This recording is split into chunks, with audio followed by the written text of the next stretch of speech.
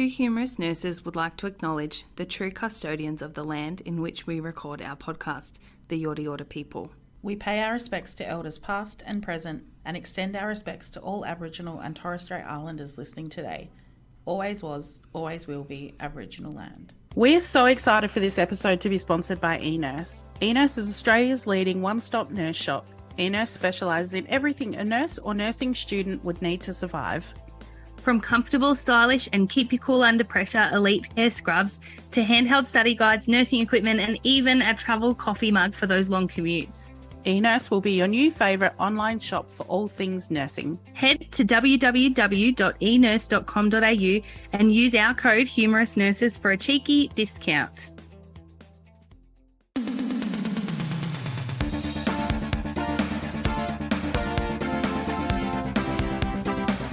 Two humorous nurses with Kelly and Alisha. The podcast that gets a thrill from the kill. Kill. Welcome to Two Humorous Nurses, where we plan to bring you funny, informal, conversational chat about all things nurses. And killing. Boom. Nurses who kill, baby. Baby. Can't believe we're doing our 6th. I can't believe it's only been 6. Really? I guess that's 10 killers. Yeah, I think, because 2 of them was or one of them was. So we've done 10 killers. Done 10 killers. Crazy. Yeah. Crazy. Wait, who have you got today? I actually know nothing about yours. I normally know nothing, actually. Yeah. I have. So I picked a quite a recent case, and then I couldn't find any information on him. Of course. Because was it still open? The yeah, it hasn't even I think it was 2020. Right. And I was the headline sucked me in. And then I was like, I can't, this is not good. So anyway, I picked another recent case who also is still open and also doesn't have a lot of information. But the story. Okay, I can't wait. Oh, I love these. It was too good not to share. Okay. Right. You ready? Mate. Pumped. Amy Murray, a 40-year-old prison nurse who worked at Jefferson City Correctional Facility in Missouri. There's a lot of words I like to say there. She's been charged with poisoning her husband and setting her house on fire to cover up the act. She's been charged with first-degree murder and arson and some other little things, but we'll do that at the end. Okay. This story has a plot for a Lifetime channel movie. Whoa, really? If they don't make one. Oh, as in, okay. I thought you were telling me that they're actually going to make one. No, okay. It does. Yeah. Right. And it happens so close to Christmas. It could be a Christmas movie. You'd like that, wouldn't you? Yeah. There's actually 2 this happens in December, but there's a little plot twist in there that happens on Christmas. Oh my God. Yeah. I'm excited. For it. Does it snow in Missouri? All up your alley. Yeah. I don't know. Okay. Right. So in the early hours of the 11th of December 2018 in Iberia, Missouri, which is a small town of only a few hundred people, the Murray's house was burning down. Okay. The neighbours reportedly called 911 around 2 a.m. When the firefighters arrived, they found Amy and her son and their dogs outside safe. Okay. But she had time to get the dogs. Yeah, they discovered the body of Joshua Murray in his bed. The article that I read said lifeless and charred. Oh. I thought that was necessary. We all pictured that, didn't we? Amy told investigators that she and her 11-year-old son had done a run to Macca's and was returning home, found the house on fire. Said it was too late to try and enter the house to save her husband because the smoke was so thick. Right. Also, the articles don't say Macca's run. Oh. But sounds about right. They say McDonald's trip. Josh was a lifelong Missourian, and over the days that followed his death, condolences poured in for Amy and her son. However, police say there was one man close to Amy, Eugene Claypool. He wasn't that upset by the events. Claypool was in love with Amy. Mm-hmm. The two had been having an affair for quite some time. They met at Jefferson City Correctional Facility. Oh, God. Do we know where this is going? Yeah. Yep. Fun fact. Mm-hmm. This prison is located on No More Victims Road. What? In South Missouri. What a name. What a name. No More Victims Road. Well, turns out there were more victims. Anyway. Amy was a nurse there. She'd been there for a couple of years. And Claypool, he was an inmate. He was doing 25 to life for second-degree murder. This story is not about his murder, but I'm going to tell you what he did anyway. Okay, tell us. He murdered a 72-year-old disabled man, Donald Hardwick. Donald had made the headlines for winning $1.7 million in the lottery in 1999. Claypool and another man broke into his home on Christmas Day in 2000 in search of cash they believed was in his home. They believed he had about $150,000 cash in his house. They woke him accidentally, and then the Claypool's partner held him down, and Claypool stabbed him to death. Oh my God. Yeah. They just left the house with $36. Yeah. Worth it. His wife woke Christmas morning because she was living the dream of sleeping in a separate bedroom to her husband and noticed a broken window. So she went into her husband's room to tell him, but found him dead on the bed with a Bible on his chest. What the fuck? Yeah. Anyway, so he'd gotten, 25 to life for second-degree murder. Yeah. And he meets Amy because she's the nurse. She's the nurse. Yeah. So she had they'd been having this affair for a couple of years while he's in jail. So he's an inmate. Love that for her. So Amy Murray had been recorded on the prison telephones, telling Claypool that she wanted a divorce from Josh. Mm-hmm. They'd been married since 2003. They had a son together and a couple of dogs, but she was wanting out. Mm-hmm. After that phone call, not long after that phone call, Josh was dead. Right. I don't know why these women just don't divorce them. Anyway. There was another recorded phone call after Josh's death where Amy told Claypool that his death meant they could now be married because he was out of the picture. Mm. They also discussed getting an attorney so that he could be released from prison early because he was due for parole to come up at some point in the near future. So she was going to get him an attorney so he could be out so they could be married and live a long, happy life. There were some questions. The investigators were questioning the story from quite early, before they even realised that there were these recorded phone calls. Yep. An autopsy showed that Josh wasn't killed by the fire. He was actually dead before the fire started, and that he'd been poisoned with antifreeze. What's antifreeze? It's a stuff that you put into it must snow in Missouri, put into water and coolant and stuff in cars to stop it from freezing. Oh, my God. Yeah. So there's new antifreeze out. I did a little bit of research. I forgot to write down the name, but that is not as toxic as this old stuff. But there is obviously still the toxic stuff. In a probable cause statement by the Miller County Sheriff's Office, arson investigators also found the fire was intentionally set in the bed in the master bedroom. Where he was dead. Dead, yeah. So investigators started to put together Amy's story. They questioned her late night Macca's run because she had told them that when she got home, the house was already on fire and she couldn't actually get into the house. And they very quickly thought that's bullshit because there was a half-eaten burger sitting on the counter inside the house. What a rookie. I know. And I'm also sitting here going, is burning your house down the answer? Is killing your husband the answer? Kill him. Shit. Throw him down some stairs. Yeah. I don't know. I mean, don't even kill him. Just divorce him. Leave. Honestly. She's burned her house down with all her possessions and a burger that she didn't finish. Yeah. Come on. Not worth it. So the surveillance footage at the Macca's revealed that Amy, her son, and their two dogs did do a late night Macca's run, but it was much earlier than she led them to believe. It was about 11:30, and there's her neighbours had said that they had seen her in the house at about 1:30, which was half an hour before they had to call for the fire brigade. So, your story's already fallen apart pretty bloody early. In the days after, because Josh was such a well-known person, I guess Missouri is quite small. The town they live in is quite small.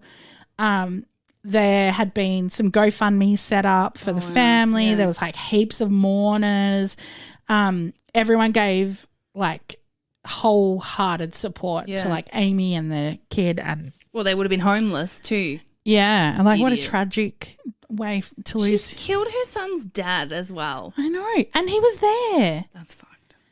She was like, we need to go get some Macca's. Go stand outside with the dogs while I torch your father. Yeah. So she was arrested in February of 2019 and charged with first-degree murder and arson. And then I did a bit of digging to see what she was actually charged with. Sentence. Yeah, sentenced with. So the last update that I found was in December of 2022 and she was still waiting to even go to trial. Oh, my God. She hadn't been to trial yet. It had been delayed multiple times. Because of COVID. Yeah, but this was like a year before COVID even came out. So she's still in jail. Originally her bail was set at like $750,000 and then it was reduced to $50,000 cash, but obviously no one could cough that up for her. So she's still imprisoned or in custody, whatever you want to call it.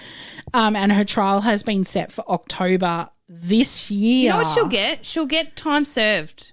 Actually, if this was Australia, she'd get time served and then be allowed out. If, Over in there, the US, it's a bit stricter. She'll be there forever. Yeah. And I did read one article which made me laugh so hard because it was like, you know, she was like wanting to get an attorney to get her lover out of prison, but he'll probably get out of prison before she will. I wonder if he'll get her an attorney. He'll be like, hey, bitch, how do I know you're not going to do this to me in 5 years? Also, on a side note to her separate murder charges, she'd been charged with first-degree sexual abuse and 3 counts of offender abuse for the affair that she had with Claypool because they had sex on 3 different occasions in the prison. How is that and abuse? That's illegal. How's that? Because it's a power position. She's a the power play. Power, You can't have sex with inmates. Yeah. It would be like you having sex with a patient. Would it? Yeah, like you as a nurse, you can't have sex with a patient in the hospital. Yeah, okay. Like that could be considered I know that. I'm just thinking like because you've got the power play. I mean, obviously it's consensual, maybe, but it doesn't matter. Yeah. That's interesting. It's that power dynamic. You've taken it away, like, and just because it's a woman and a male inmate, you know. Yeah, I suppose you do think kind of it of think of differently. it. Yeah. She has pled not guilty to every charge. What an idiot! If you've learned nothing from you always get a worse sentence if you deny. Yeah, like Jen Shah from Real Housewives of Salt Lake City. She's pled not guilty and now she's going to prison for 6.5 years. Jesus, idiot.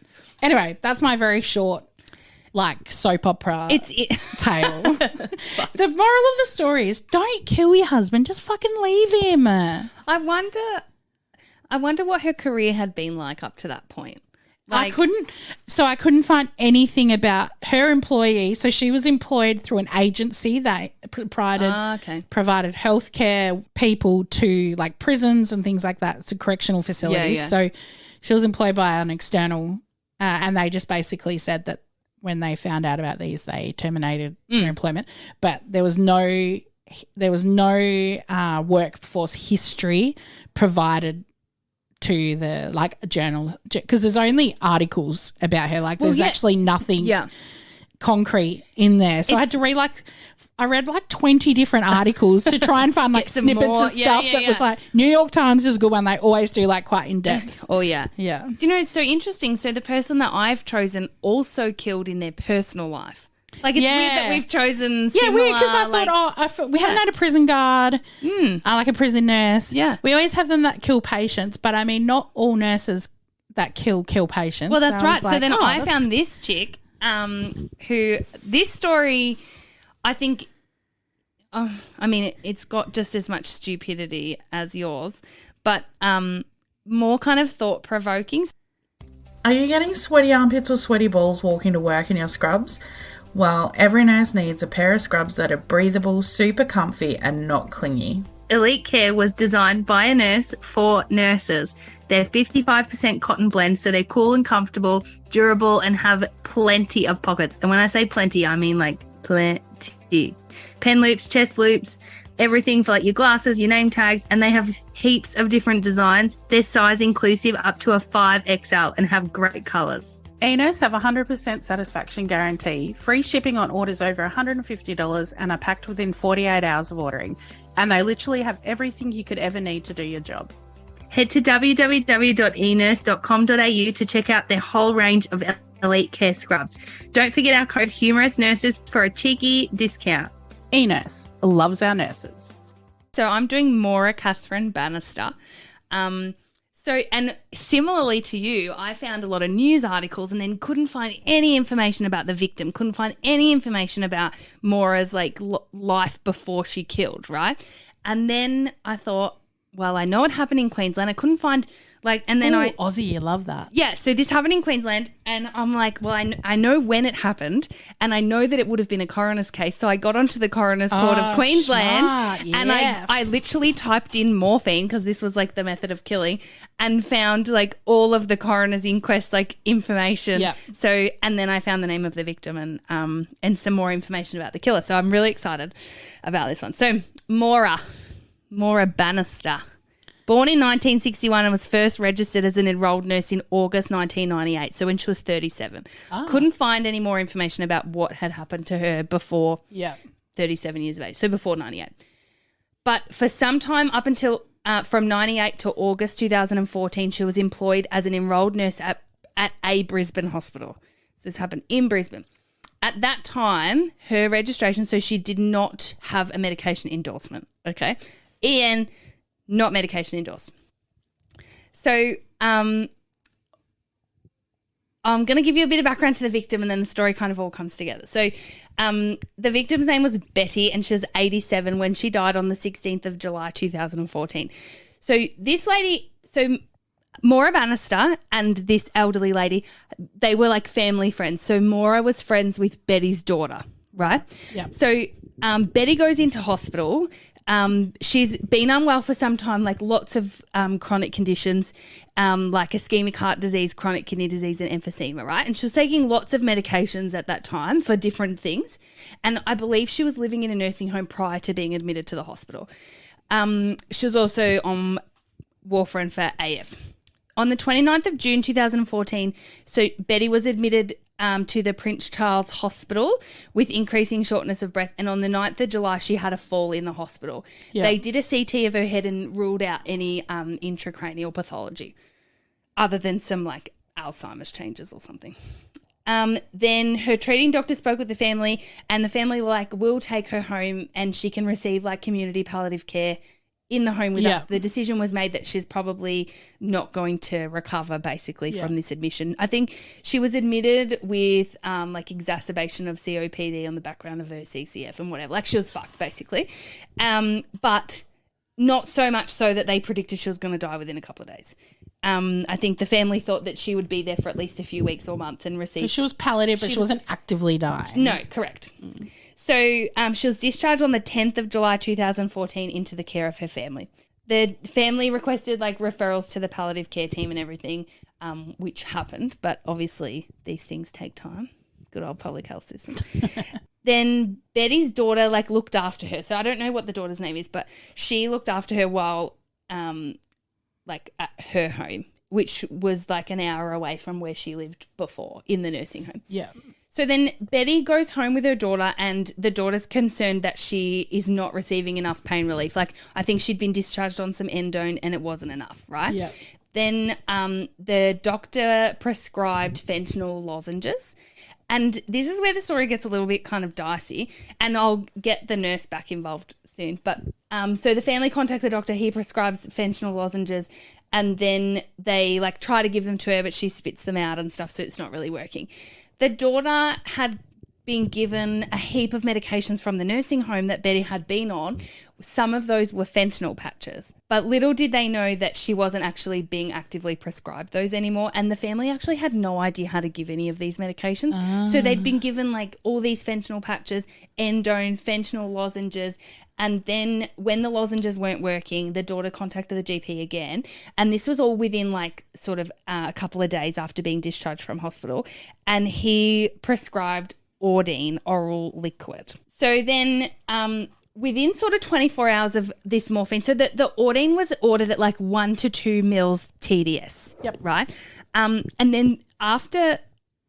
in the investigation, it sort of came out that the daughter was like, I just assumed that was like a rough guide.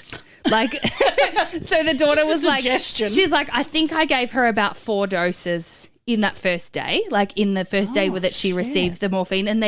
And so, which technically, like, I think about it in a hospital sense. I know that we're like monitoring the patients and whatever else, but if it's 1 to 2 TDS, then technically like you can have 6 meals 3 times a day. Yeah. So that could be like 1 Spread meal out. 6 times a day, Yeah. like in my head. Yeah.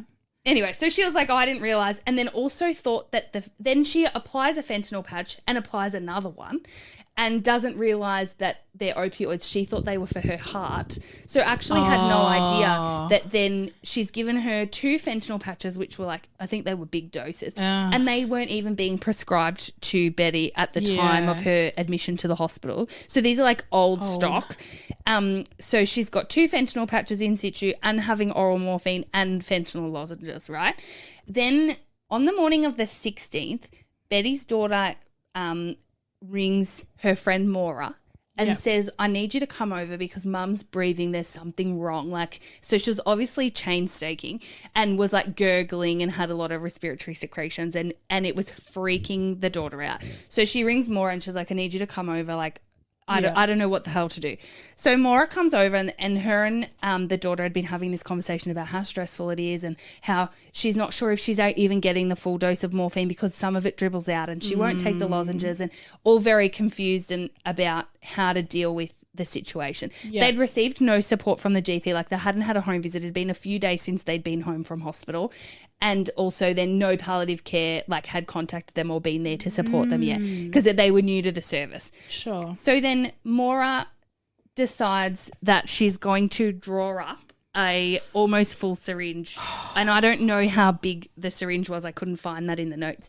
Draws up almost a full syringe of the Ordine liquid and then gives it to Betty when the daughter's not in the room. So the daughter had given a dose at 8 o'clock in the morning. Then at 9:30, Maura gives this other dose, right?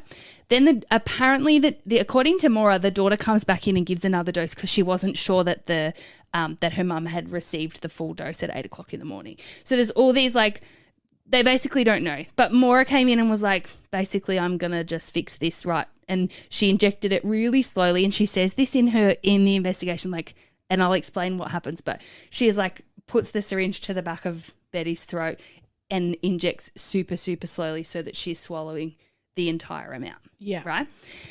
So then within sort of half an hour, I think it is, Betty dies. Oh, no shit. And Maura's there. Oh, it's happened. She's gone. Right? Everyone's distressed. They ring the doctor. Doctor says, just ring the ambulance. They'll need to confirm death. And then the ambulance and then the doctor said, you'll need to ring the police as well, right?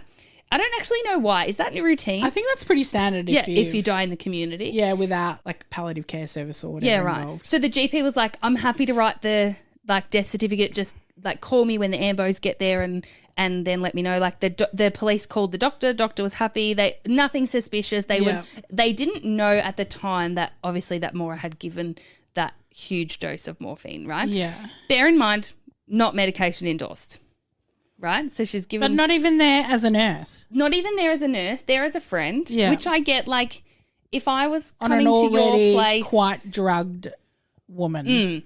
So then what happens is Maura... This is where the story gets so stupid. Great, okay, all done. Nothing suspicious here. Yeah. Lady died. She was likely to die. This is what's happened, right? Then Maura goes to work the next day. Oh, doesn't keep her mouth shut, And does in she? the tea room, she starts telling people, I really think we need to be more open and honest about euthanasia. I mean, I helped a good friend's mother die yesterday, and I think that it's something that we really need to be discussing. Absolutely not. Then apparently she made a joke about being Dr. Kevorkian, and I had to Google who that is because I'd heard it and I was like, okay, how is this relevant? Yeah. He was like a massive, massive like pusher for euthanasia and used to actually euthanize his patients and was like reprimanded multiple times. I think this was a long time ago, so I don't know that he ever went to jail. But he would just assist suicide for people, basically. So she called herself Dr. Kevorkian, called herself the Angel of Death. Ugh. Oh, God. Gross. Anyway, Oh, my God. Rightly so, her colleagues reported her. No, thank God. Right. So then she's questioned by her manager. Like, I think it was like the director of nursing and someone from HR and then a representative, because the hospital didn't report it straight away. They were like, let's give her an opportunity to like maybe it's taken out of context, maybe we haven't got the full story, what's happened. She divulges to them, well, it probably was murder, really. Like, she says that I'm pretty sure that what I've done can probably be seen as murder. And they're like, okay. And they're like, maybe you shouldn't come to work tomorrow. So then they ring the cops and that sparks the investigation on the 17th of July. So literally the next day. So then at the same time, the hospital, like the HR department, then they start interviewing these nurses who've overheard everything, and they document everything that they say in like electronic form, right? Then they sack her the next month. So they stand her down and then they sack her based on everything and then the investigation that's following.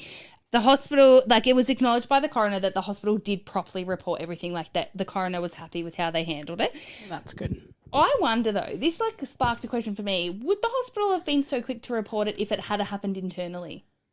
Oh, yeah. I mean, this is the age-old question, isn't it? It's like the question that seems to always come up when I don't know. All of these, they all go, or they just get moved on. They go unreported, moved on, delayed reporting. And then blame some bureaucratic process, and then they've done the right thing because they've heard something that happened in the community. But I wonder how many times have there been near misses or things that have happened in their facility. Yeah, I wonder if they went back and had a look and saw what she was prone to doing, or if she did anything while at work. If there is anything else, has she had any misconduct at work? Like there was nothing sort of mentioned. And the coroner actually, like, so initially when the police contact her to give evidence, she says no.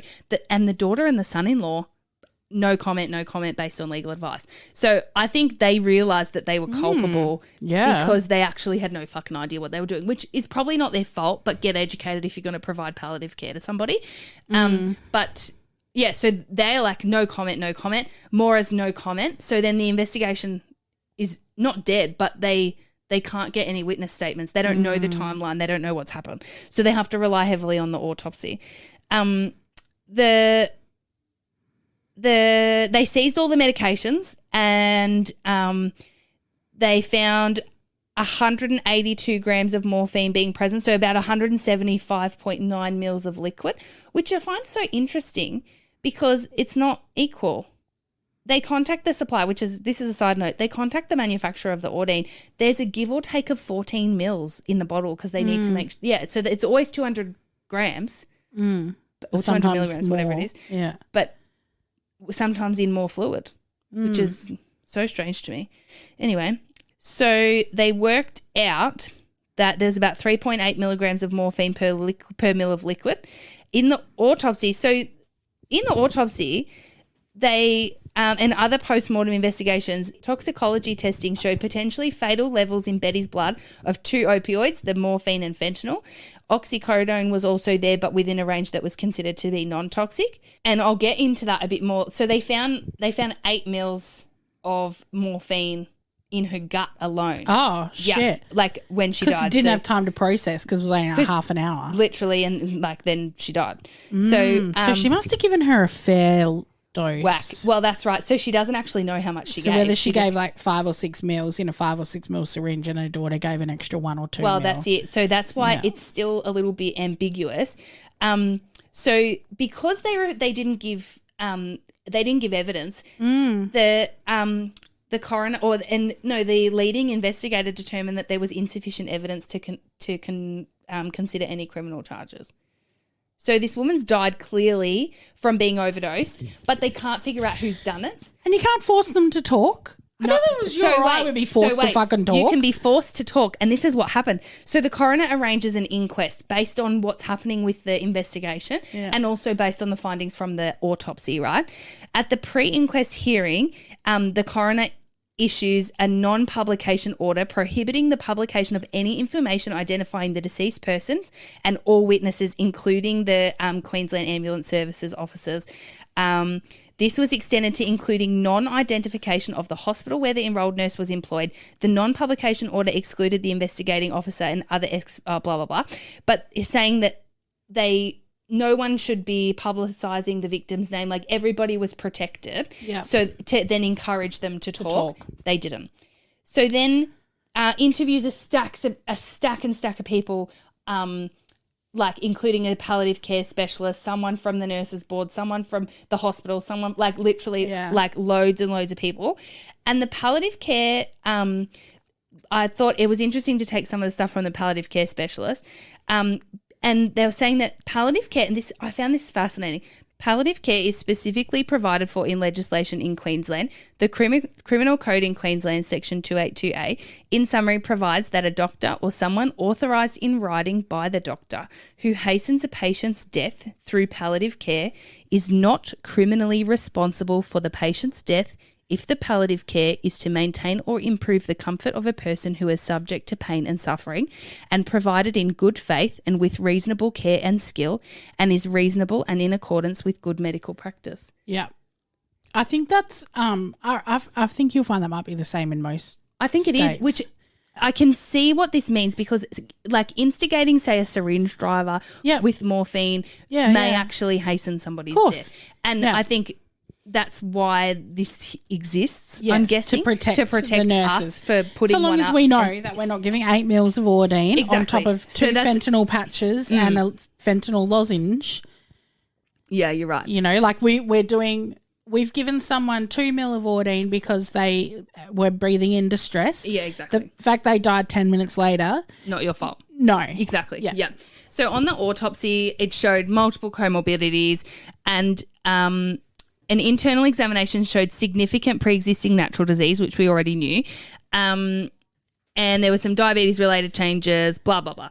Toxicology found both free and total morphine levels within the range considered potentially fatal. The total level in the liver was also high. Morphine was also present in the stomach, so indicating 8 milligrams present in the stomach, right? Fentanyl was also found within potentially fatal range, and oxycodone was found in a therapeutic range. Panadol was at a low level. Blood samples obtained from the hospital on the day of her recent admission showed non-toxic levels of any drugs, basically. The forensic pathologist noted that the cause of death was best considered as undetermined. I'll explain why. They noted, however, that allegations of over-administration of medications were raised. Toxicology testing showed potentially fatal levels of those drugs, and they were saying that they wanted a specialist opinion, like a specialist pharmacist or whatever, because like metabolism changes as you get older and your gut doesn't empty as quickly and blah, blah, blah. So especially if you're narked. Yes. But they were saying that the reason that it was an undetermined cause of death was because of all those comorbidities, and there was uncertainty about the administration of the drugs.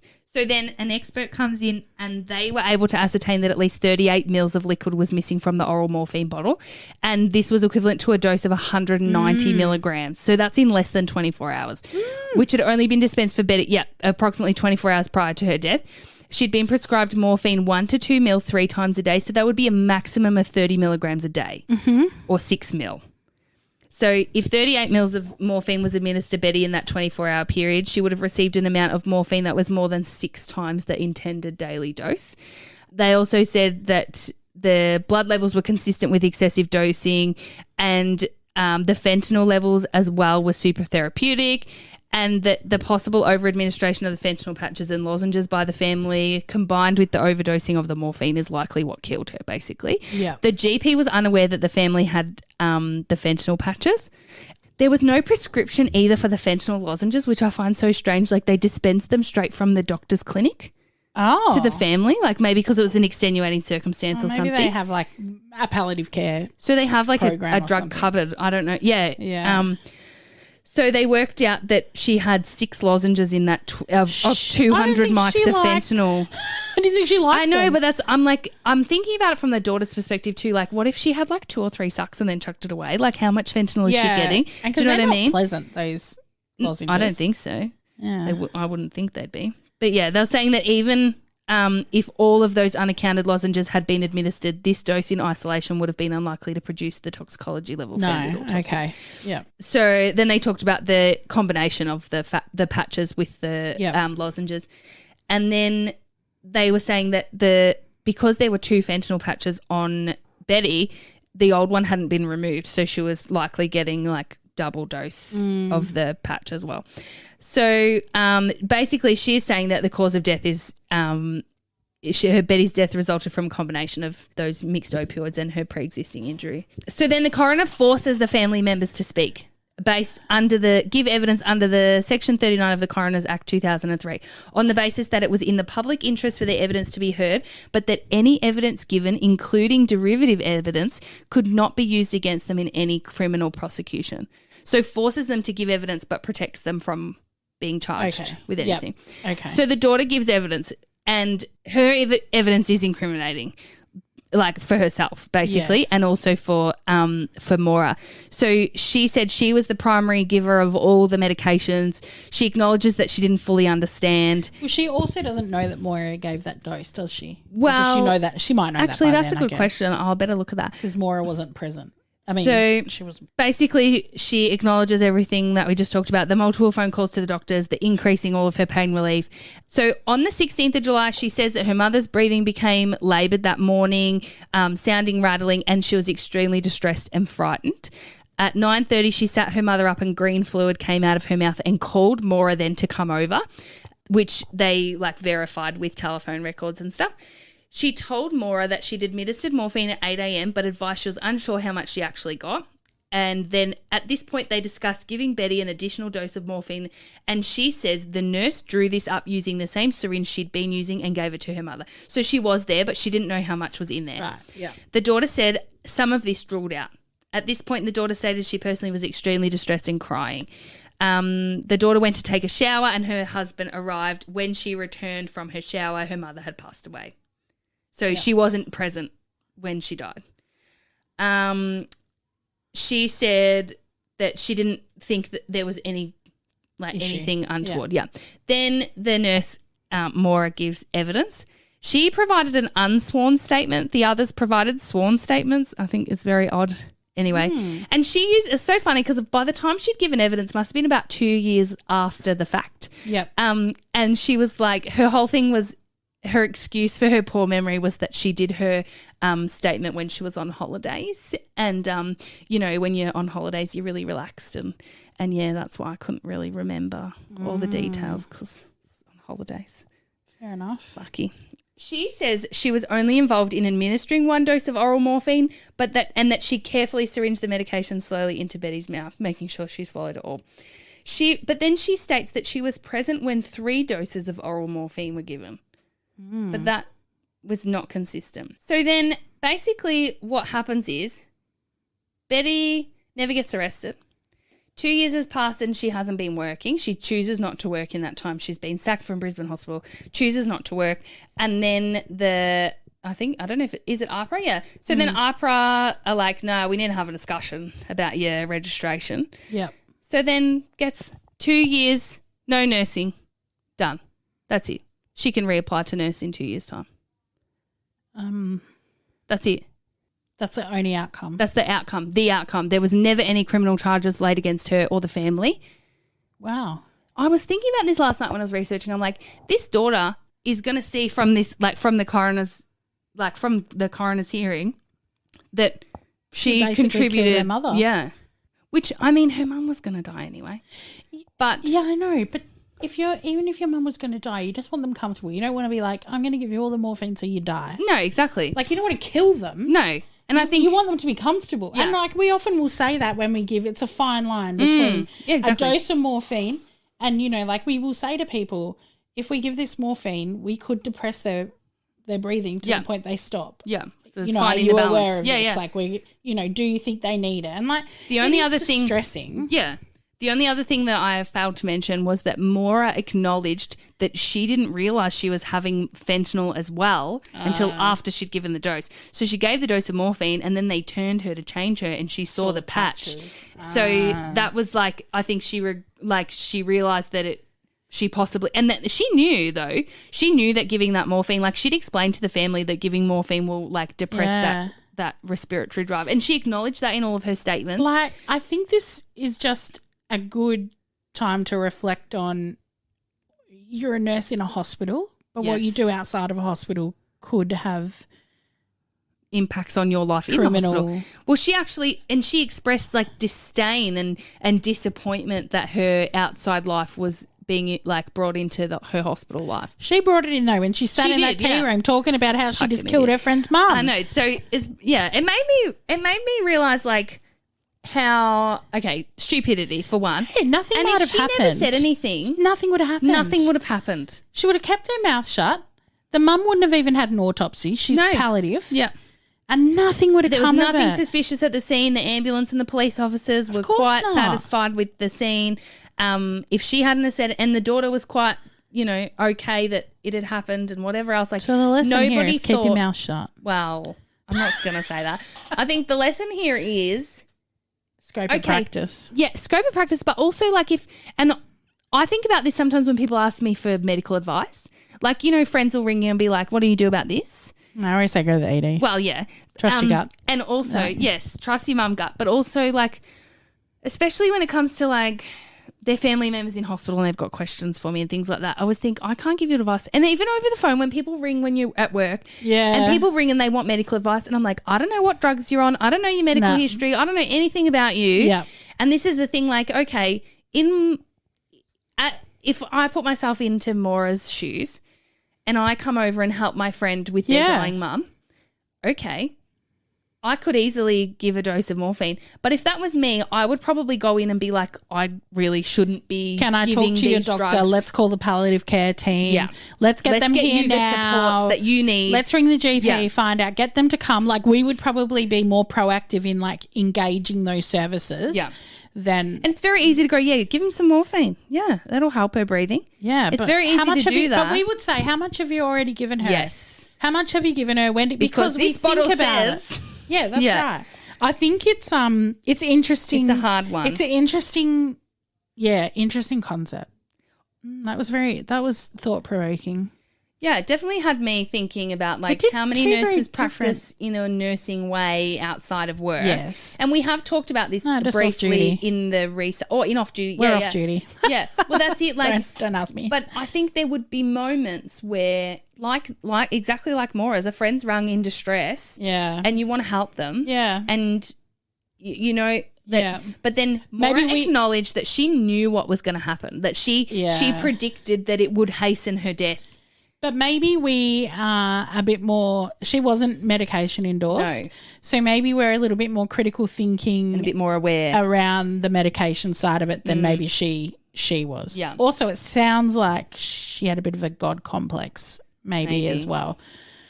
I think that's why like Nurse on Call and, those medical helplines literally tell everyone to go to the ED. Yeah, absolutely. Because you can't like – it's never clear cut over the phone. No. It's when they like turn up to urgent care and be like, I rang Nurse on Call. Oh, of course you did. You and half me. Right. I'm always surprised by these. Today's ones aren't necessarily like Maura's not necessarily a psychopathic killer. I wouldn't She just thinks people should be able to die quicker. Yeah. Because it's easier for the family. Yeah, there's not much more to say about that one, I don't think. Interesting. I learned a bit more about like coronial hearings and stuff. I'm very interested in how the coroner's never there to point blame, just there to find all the answers. And they give recommendations. Yeah. I love coroner's reports. I definitely think we'll have to do an episode on like what to do if you ever get called to coroner's court, because they called a heap of the nurses that had heard stuff. Yeah. And they called like the HR people. The only thing that I found that the coroner found that could have been improved was that the cops didn't do any of their own interviews. They just grabbed the paperwork that HR had done when they interviewed the nurses who'd heard it. So they just cut and pasted it into the template and literally didn't interview those people themselves. So they might have been able to get some more info. Yeah, but that it literally was left like, oh, well, we can't charge anyone because we've got no proof and nobody knows. Like, well, no one will talk to us. Yeah. So we can't prove it. Yeah. As someone who's been involved on the other side of the... Did you ever think you could say, I'm not talking? I did. That's exactly what happened. And that was, my lawyer said to me, do not talk, because then if you talk, you're doing the police jobs for their job for them. It's their job to prove that you did something wrong. So make them prove it, which they didn't, because I just pleaded guilty. Fair enough. All right. Well, I don't know. It's weird when you when nurses kill outside of work. Like I don't feel this normally. Like we get so excited and so like I don't know. I feel different this episode. Like I feel like it was because it was personal. It feels more like a true crime episode than a nurses who kill episode. Yeah, because there's no patient involvement. It was like people they knew. Yeah, people close to them. It reminds me of like Futurama. You know, they have suicide booths. You just walk in and like press a button and you get vaporized. Oh no, I never watched Futurama. Oh, it's not up my alley. Anyway, I wonder if that will be in the future. Like you can just walk in and get vaporized. No risk of you living through that one. No. Well, we hope you enjoyed another Nurses Who Kill episode, and if you did, take a second, go and rate us. Yes. Give us 5 stars on the podcast platform you listen to us on. It helps the algorithm. Yeah, the algorithm is weird. Beat the algorithm. We appreciate it. We really do appreciate it, actually. We love our reviews. It's fun seeing our faces in the charts. Yeah. Not that it happens all the time. Go give us a follow at Instagram at 2 Humorous Nurses Podcast, or email us your favourite nurse killer to cover for next time at hello@2humorousnurses.com. Bye.